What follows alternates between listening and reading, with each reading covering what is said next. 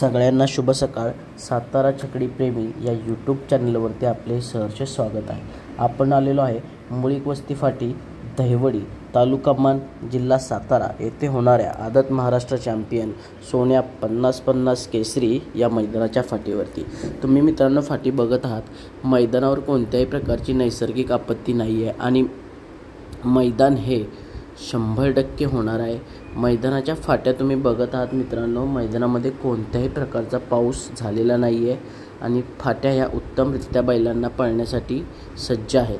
तर मित्रांनो, बैलगाडी मालकांना एक विनंती आहे की मैदानामध्ये लवकरात लवकर उपस्थित राहावे, कारण मैदान हे आपल्याला लवकर चालू करायचं आहे. धन्यवाद.